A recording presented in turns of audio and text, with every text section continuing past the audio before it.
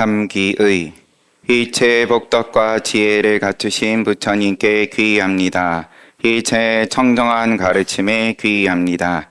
일체 수행하는 모든 대중들께 귀의합니다. 여튼간에 육조단경 이 시간에는 함께 보고 있습니다. 뭐가 주인인지 같이 한번 또 살펴봅시다. 법달 스님이 육조 스님께 법화경을 가지고 물어오는 내용을 중간에 보다가 멈췄습니다. 앞부분을 다시 살펴보면 법달 스님은 홍주 사람이다. 7살에 출가해서 법화경을 외우고 다니기를 3000번을 봤다. 육조 스님을 찾아왔는데 이제 뒷내용도 우리가 아니까 자기가 법화경을 통해서 티끌만큼도 의구심이 없다, 편안하다, 그럴 것 같으면 그래도 또 찾아올 수도 있죠. 찾아오는 거야, 인연이니까. 그런데 이제 뭐 모양 있는 모든 게 다 그러하듯이 양가 감정이 있는 거겠죠.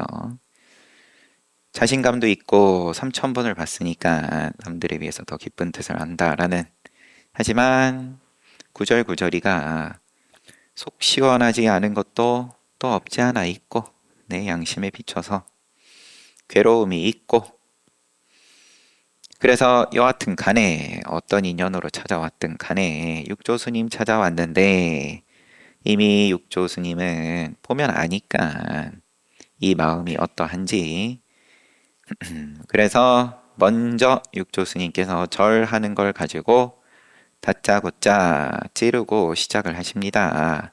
너는 절을 하는데 한마디로 대충 하는 거 보니까 너는 딴 생각이 있다.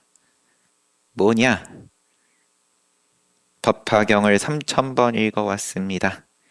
3000번이 아니라 10,000번을 읽어도 자신이 훌륭하다는 생각이 없을 것 같으면 나와 더불어 이야기할 만하다.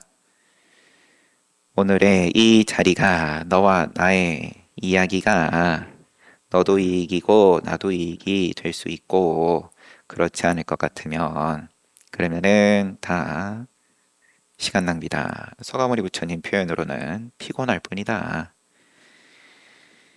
그런데 그대는 법화경을 짊어지고 다니면서 그 잘났다는 허물을 조금도 알지 못한다.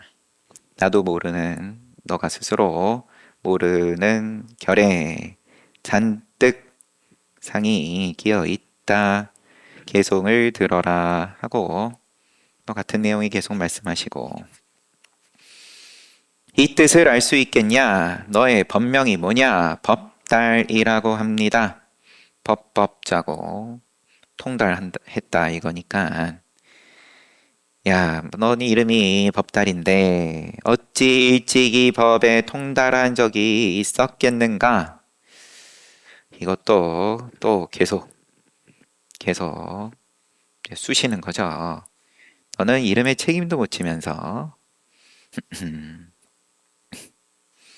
개송을 또 말씀을 하시고 같은 내용이고, 부질없이 외우는 건 소리만 클 뿐 마음 밝혀야 참 보살이다. 호보살이다.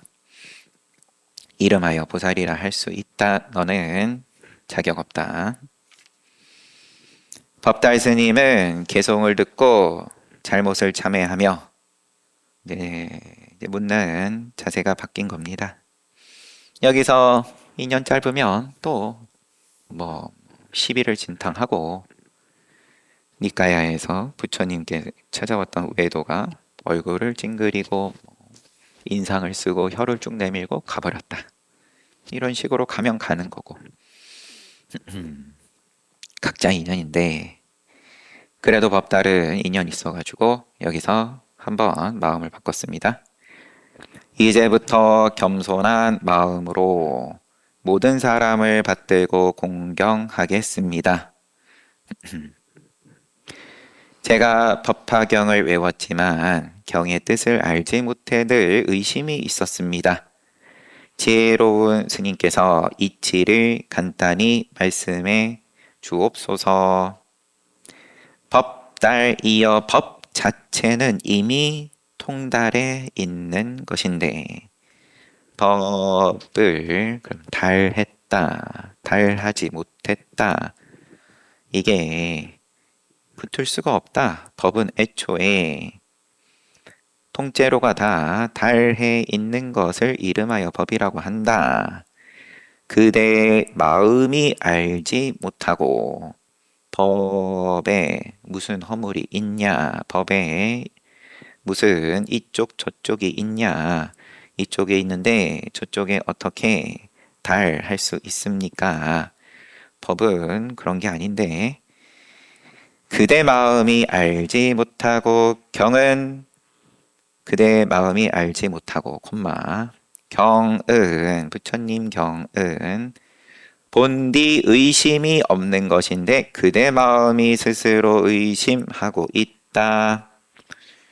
의심이다 내지는 통째로가 시원하다. 이건 경의 문제가 아니라 네 마음에 그러면 이런 게 의심이 맺혔다가 내지는 좀 알 것 같은 때에는 또 기고만장했다가 여기서 왔다 갔다 하는데 다 너의 마음이다. 그대는 이 경을 외울 때 무슨 뜻을 의심으로 삼았는, 으뜸으로 삼았는가? 그럼 너가 이 경을 볼 때 의심이 뭐 있는 거는 있는 거지만 네 눈으로 봤을 때 이 경은 포인트가 뭐냐? 제가 미련하여 글만 읽고 외웠을 뿐 어찌 으뜸 가는 뜻을 알 수 있겠습니까? 중지를 어찌 알 수 있겠습니까? 내가 육조스님께서 내가 글자를 모르니까 네가 한번 외워봐라. 내가 듣고 그대를 위하여 그 뜻을 말하리라. 법달이 큰 소리로 경을 외우는데 비유품에 이르렀을 때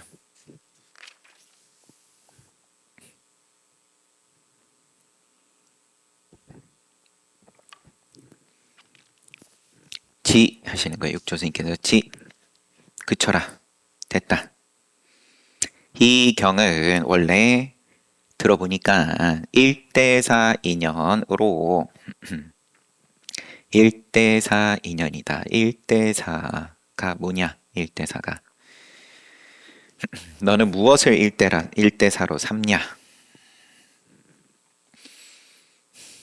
이번 생에 이런저런 테마가 있고 주요 그래도 돌이켜보면 굵직굵직한 인연들이 있고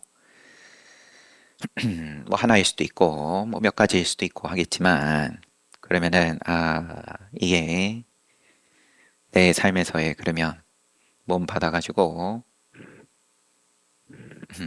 2000년대 초반 10년대 20년대 그러면 동아시아의 이 지역에서 살아가는 중에 인연이 뭐냐? 난 뭘 1대4로 삼고 있냐? 근데 이 경은 원래 1대4 인연으로 부처님이 이 세상에 출현하신 것을 제일 중요한 뜻으로 삼았다. 앞에 1대4 인연으로를 빼고 말하면 부처님께서 이 세상에 출현하신 것을 제일 중요한 뜻으로 삼았다. 이거랑 부처님께서 이 세상에 출현하신 것도 방편이다. 뭔가를 위해 출현하신 게 있다. 그 1대4 인연이다. 그걸 알고 보면 경전이 수월한 거고 모르면 아무리 더듬어 보지만 의구심이 여기를 해결하면은 저쪽에서 의구심이 튀어나오고 꼬리에 꼬리를 문다. 설사 여러 비유를 말할지라도 됐다. 비유품에 이르렀을 때 비유 들어보니까 계속 같은 말의 반복이네. 여러 비유를 말할지라도 이 일대사 인연을 벗어날 수 없다. 무엇을 일대사 인연이라 하는가? 무엇을 부처님께서 이 세상에 출현하신 뜻으로 삼았냐? 경에서는 직접 인용이에요. 다시 부처님께서 오직 일대사 인연으로 이 세상에 출현하셨다. 여기 이렇게 한 구절 인용라고 했는데 여기서 말하는 일대사란 부처님의 지견이다. 불지견이다. 부처님의 지견. 부처의 눈. 요게 일대사인데 알고 보면은 법화경이 특별할 것도 없이 늘 매일매일의 일과 다를 바가 없는 걸 테고 모르고 보면 3000번을 보고도 자부심은 자부심대로 있고 의구심은 의구심대로 있고 세상 사람들은 밖으로 어리석어 모습에 집착하고 또 안으로 어리석어 공에 집착한다. 밖으로도 미하고 안으로도 미하고 밖으로도 더듬어서 집착을 하고 안으로도 다를 바가 없다. 밖으로 더듬는 것에 대해서 쫓아가는 것에 대해서 돌이킨다고 쓰는 모양이 안으로 또 공에 집착을 한다. 밖으로도 모양을 만들고 탑을 쌓고 안으로도 탑을 안 쌓는다고 하면서 공이라는 탑을 쌓는다. 모습에서 모습을 집착하지 않고 모양 가운데에서 그 모양에 집착하지 않고 않을 수 있고 공에서 공을 집착하지 않으면 안팎이 어리석지 않다. 이 법을 깨달아 한 생각 열리면 개하면 일념심 개하면 이를 부처님의 지견이 열린다라고 한다. 이 경은 법화경은 일대사 인연으로 부처님께서 출현하신 것을 말한 것이 핵심이다. 포인트다. 그런데 그 일대사 인연은 부처님의 지견을 말하는 거고 그 부처님의 지견이라 하면 모양에서 모양에 집착하지 않고 공에서 공을 집착하지 않는 것. 이게 부처님의 지견이다. 이러한 생각이 열리면 부처란 곧 깨달음이다. 그 내용을 넷으로 나누어 가지고 중생들이 깨달음을 열고 보고 알고 들어가고 입하고 열고 보고 알고 깨닫고 그리고 거기에 들어감 계시오입 깨달음을 열어 보여준 것을 중생들이 듣고 바로 깨달아 들어가면 계시오입 하면 뭘 계시오입 하는 거냐? 그러면 이 일대사를 이것을 열고 보고 깨달아 들어가면 그 자리가 깨달음이다. 여기는 안 깨달음. 저쪽 자리가 깨달음. 저쪽 자리에 어떻게 달할 거냐? 법은 그런 게 아니다. 그 자리가 깨달음으로서 본디 참 성품이 드러난다. 그대들은 깨달음에 대해서 계시오입 하는 이야기를 듣고 이것은 본디 부처님의 지견으로 우리한테 해당이 안 된다. 이런 견해를 가져서는 안 된다. 너가 그러한 견해가 있기 때문에 경전 구절구절이 의구심이 생길 수밖에 없다. 푼다고 하는 게 더 엉키고 엉킨다. 그럼 3,000번을 더 엉켜놨으니까 그러면 한 번도 안 본 거에 비해 오히려 더 모르지 않겠냐?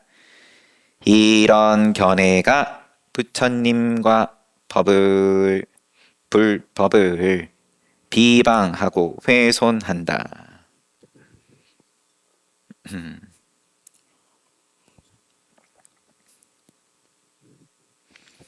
부처님만 부처님의 지견을 갖추어야 한다면, 갖출 수 있는 것이라면 어찌 다시 중생들에게 계시오입을 이야기했겠냐?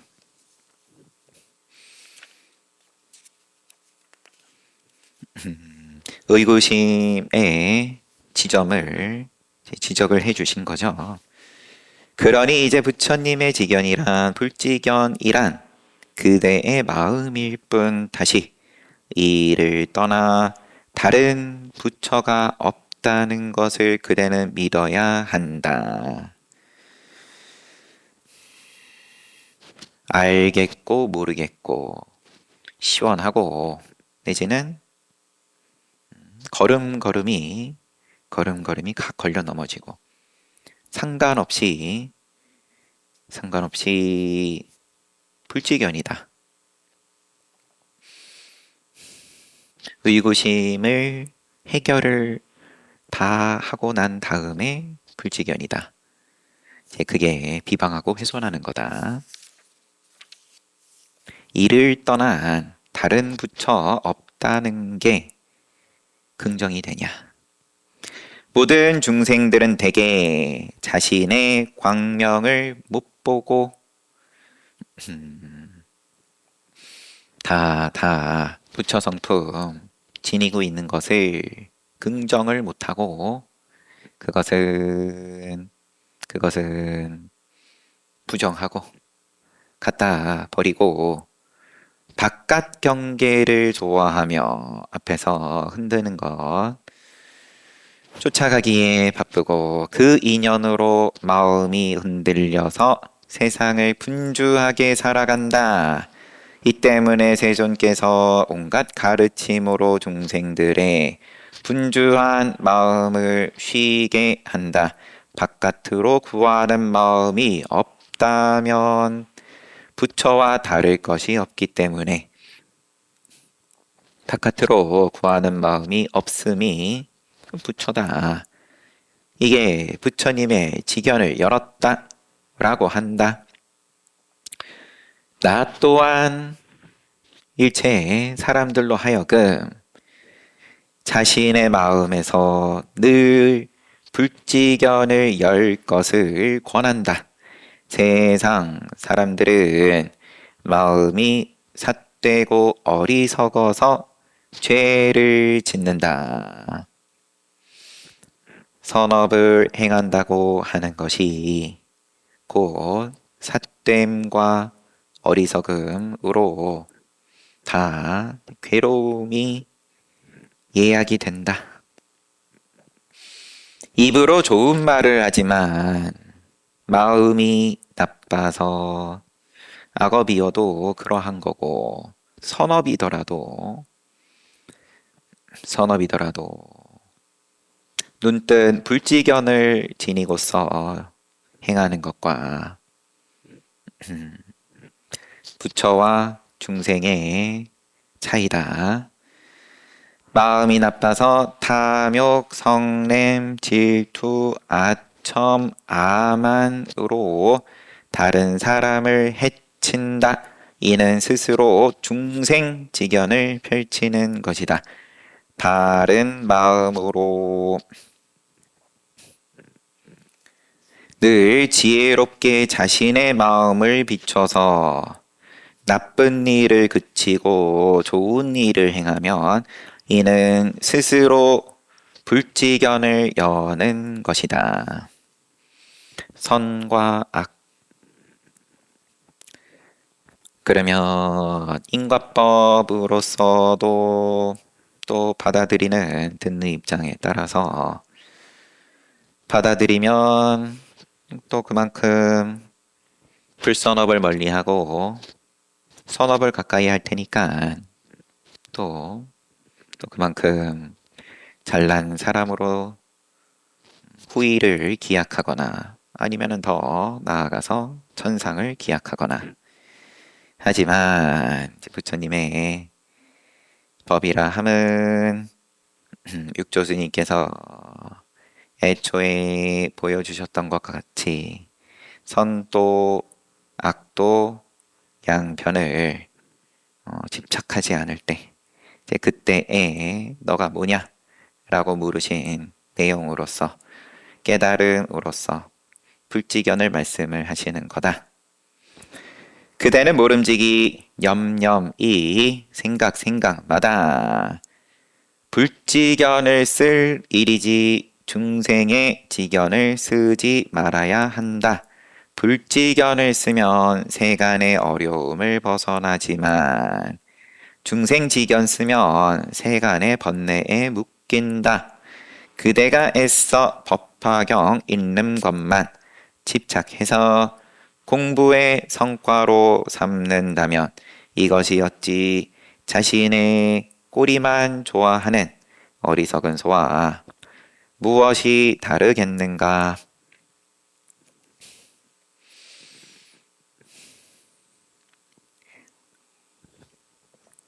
수레, 그다음에 소, 이런 비유로서 절에 가면 근절 가면 시무도도 그려져 있고 하죠. 그래서 흰 소를 타고 흰 소를 탄다. 이제 여기서의 말로는 이제 불지견에 대한 비유로서 얘기하는 거고 여기에 지금 어리석은 소가 그러면 이제 꼬리 쫓아다니는 것과 법화경 집착해서 그것으로서 탑을 쌓는 것과 다를 게 뭐냐? 법다리 그러면 이치만 알면 되지 수고롭게 경을 외울 필요는 없다는 것입니까?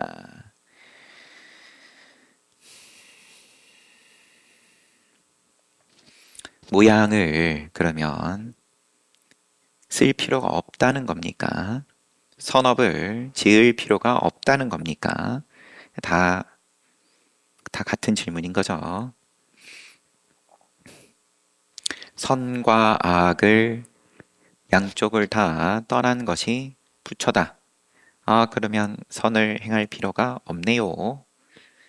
이렇게 당연히 따르는 질문이 되겠죠. 육조스님께서 경에 무슨 허물이 있다고 그대 생각을 가로막겠는가? 어리석음과 깨달음은 사람에게만 있어 손해와 이익은 자기로 말미암아 생길 뿐이다. 경에 무슨 허물이 있기에 허물이다. 이익이다, 손해다. 경에 그런 시비 별점을 경에 5점 별 5개를 여태 붙여놓고 3000번을 읽어왔는데 육조스님께서 그걸 털어내 버리시니까 아 그러면은 경을 외우는 것은 하지 말라는 말입니까?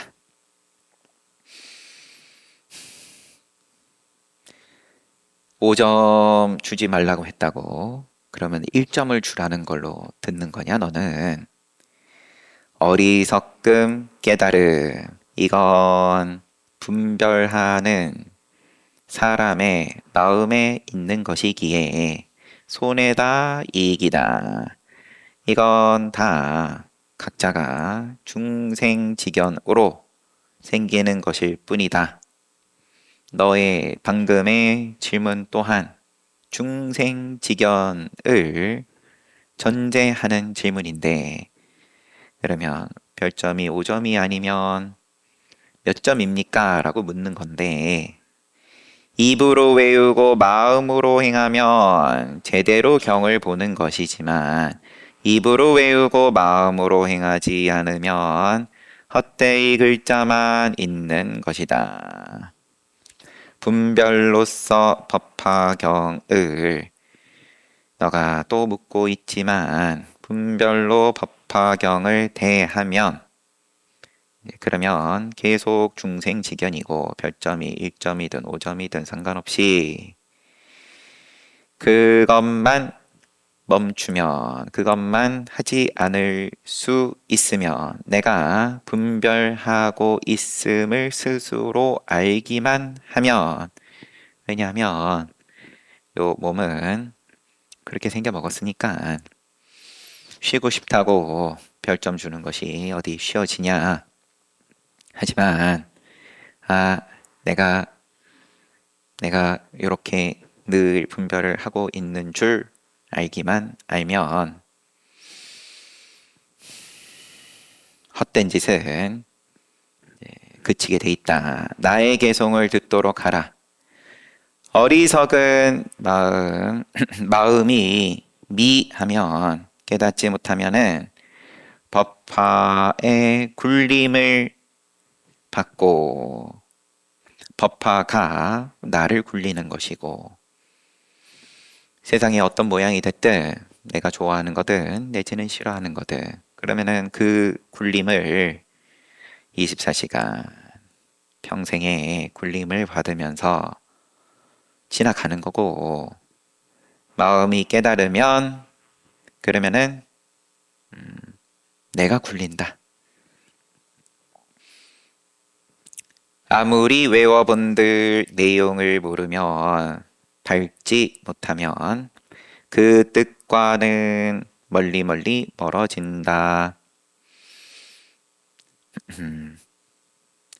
무염념 즉 정이고 헛된 생각 없는 마음 올바른 생각 무념의 념이 곧 발음인 것이고 유념인 념이 곧 삿됨을 이룬다.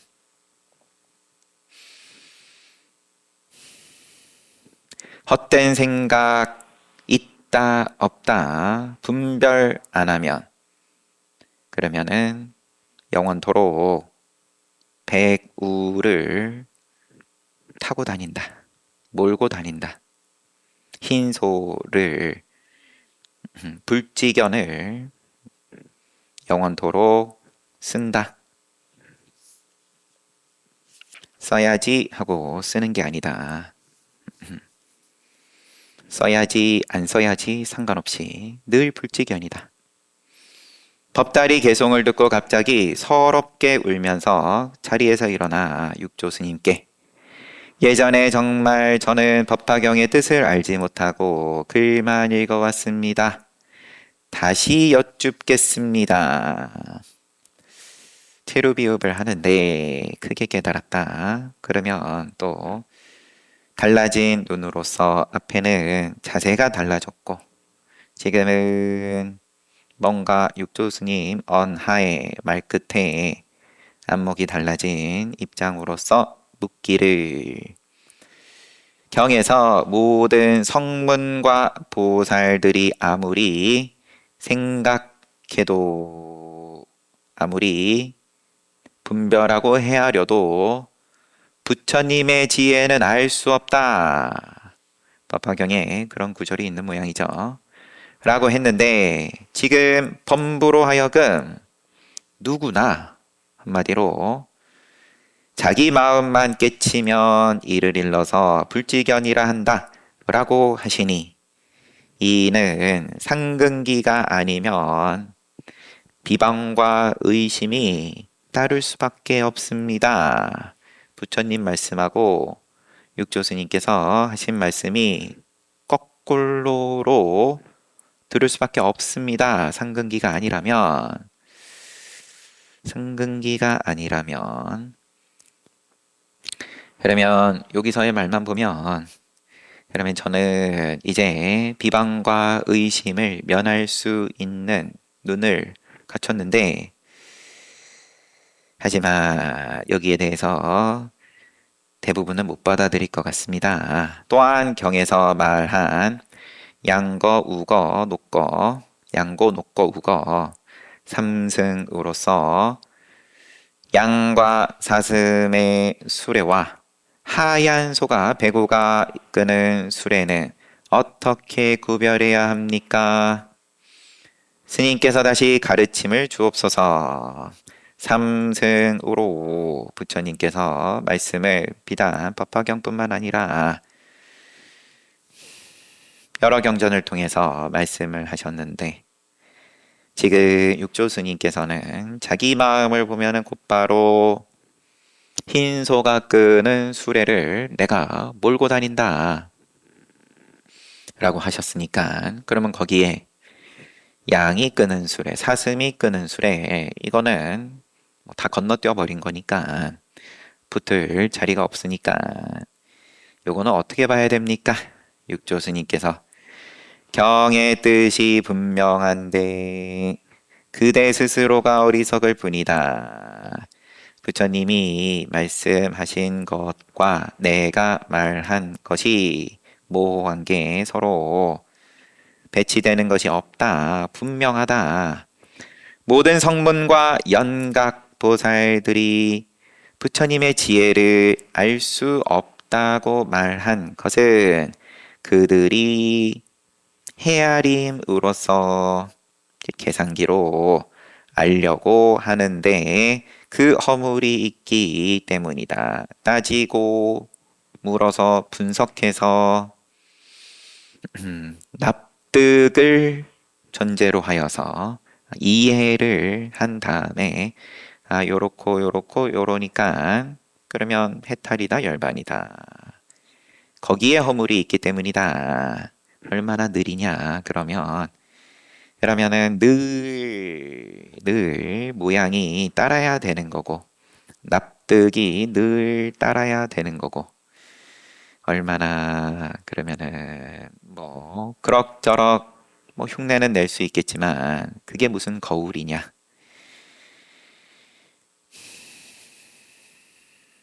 그때그때 앞에 나타난 모양을 잽싸게 똑같이 그려낸다. 이거랑 그냥 그대로가 거울인 거랑 이게 아르마리로 온갖 생각을 다한다 해도 아르마리로 계산을 해가지고 온갖 생각을 다한다 하더라도 부처님의 제와는 더욱 멀어지기 때문이다. 부처님은 본디 범부를 위해서 법을 말하지 범부를 위한 법이다. 부처님의 일체법은 일체 중생을 위한 거다. 부처님을 위해서 말한 것이 아니다. 이 이치를 받아들이지 못한다면 깨달음에서 물러나게 된다. 고짐멸도 도라 함은 누구나 갈 수 있어서 길이다. 요 길은 부처만 갈 수 있습니다. 부처님 전용입니다. 그러면 스스로가 부처 안 되겠다는 소리니까 앉아있는 자리가 바로 부처 자리인 줄 조금도 알지 못하고 긍정을 못하고 다시 문 밖에서 삼승의 도리를 찾기 때문이다. 앉아있는 자리가 곧 흰소가 끄는 바로 그 자리인 것은 긍정하지 못하고 저쪽으로 가야 되는데 뭘 타고 갈 거냐, 좋은 거 타고 갈 거냐, 좀 덜 좋은 거 탈 거냐, 요거 따지고 앉아있다. 더구나 법화경에서 분명히 그대를 향하여 너도 분명히 받지 않냐? 법화경에 오직 1불승이요 2승, 3승이라는 다른 방편은 없다. 헤아릴 수 없이 많은 방편, 온갖 인연, 온갖 비유, 이런 저런 말들은 모두가 다 일불승을 위하여 임시로 말한 가명이다. 임시로 말한 것이기 때문이다. 라고 했는데 너는 어떻게 그 뜻을 알지 못하는가? 삼승으로 비유되는 세 종류 술에는 임시방편이다. 세상이 고통인 줄 모르고 사는 중생을 위하여 쓰던 방법이다. 옛날이라는 표현을 의역을 이렇게 하셨고, 일승은 진실이다. 지금이다. 옛날로 표현이 된 것이 옛고자 과거, 현재, 미래로서 라고 이제 보면 되죠. 시간을 붙여가지고 볼 때 그러면은 이쪽 저쪽이고 어떤 수레를 타고 가면은 시간을 아끼고 빨리 갈 거냐. 그러니까는 이왕이면 빨리 갈 수 있는 대승을 타라. 이제 요런 말인데 일승은 곧바로다. 곧바로다. 과거, 현재, 미래를 붙이지 않고서 보여주는 거다. 지금 여기에서. 그 진실은 알 수 있는 사람을 위하여 설한다. 지금 그 진실을 알 수 있는 사람을 위해서 설한다. 이는 그대가 방편을 버리고 실상으로 돌아가게 할 뿐. 실상으로 돌아간 뒤에는 실상이라 이름 붙일 것도 없다.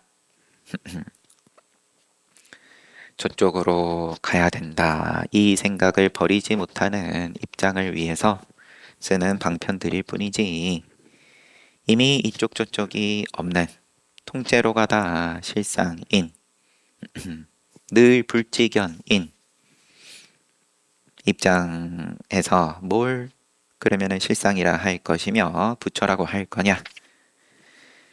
세상 모든 보배가 다 그대의 것으로서 너로 말미암아 쓰인다는 것을 알아야 한다. 다시 부처란 생각도 하지 않고 어디다가 부처이니 아니니 붙일 것도 없고 중생이다 생각 또한 하지 않으며 어떤 것 하나 무엇 하나 쓸 생각이 하나도 없는 것 일으킬 것이 없다. 유위할 게 없다. 의도를 일으킬 것이 없다. 이를 일러서 법화경을 지녔다 라고 한다. 이때가 바로 영원토록 법화경을 놓지 않고 종일토록 법화경을 읽는 때이다.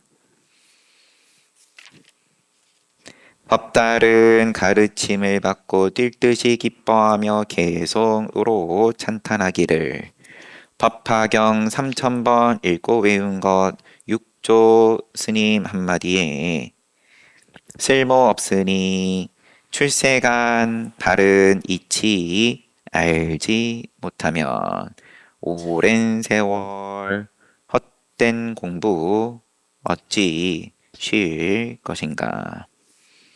양, 사슴, 소, 수레 비유, 방편, 설이니 차례 인연 따라 쓰고 있던 것 처음, 중간, 또 끝 거기에 따라서 쓰이던 방편이다.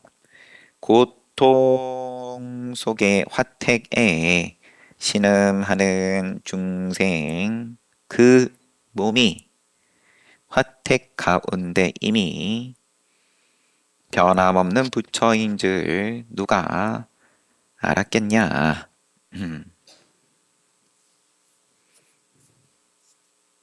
원시 법중왕 육조스님께서 그대는 지금부터 법화경을 읽는 스님이라 행자라 법화 행자라 할 수 있다. 육조스님께서도 긍정해 주셨고 법달은 이 가르침으로 경의 깊은 뜻을 알고 그 뒤로도 법화경을 읽고 외우기를 그치지 않았다. 이렇게 법달 스님 눈뜨게 해준 인연 잘 봤습니다. 또 이어지는 지통 스님 다음에 보도록 하고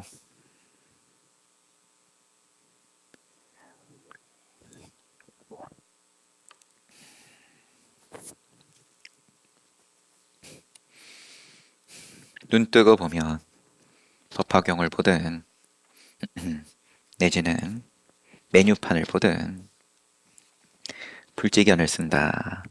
말은 큰 소리는 누구나 칠 수 있는데 책임을 져야죠. 지옥에 가서 몽둥이를 마주하든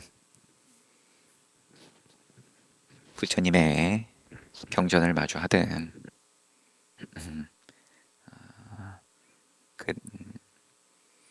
늘 불지견이다. 불지견으로 내가 마주한다.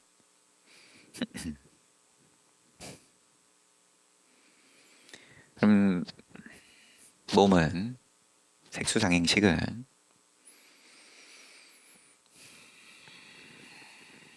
생긴 대로 작용하는 거니까 그러면은 아픈 건 아픈 거고 또 괴로운 건 괴로운 거고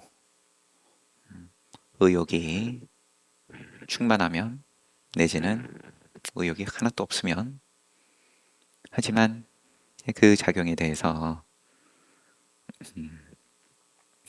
주인된 입장으로서 그대로 반해지냐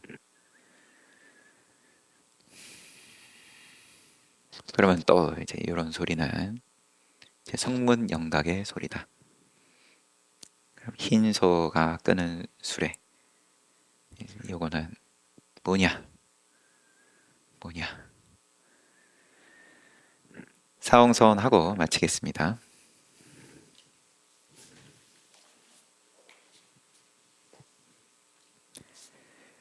중생은 한없이 많다 남김없이 건지겠다. 성냄 욕심 어리석으면 다함이 없다 남김없이 끊겠다. 부처님 가르침은 끝이 없다 남김없이 배우겠다. 부처의 길은 모양이 없다 끝까지 가겠다.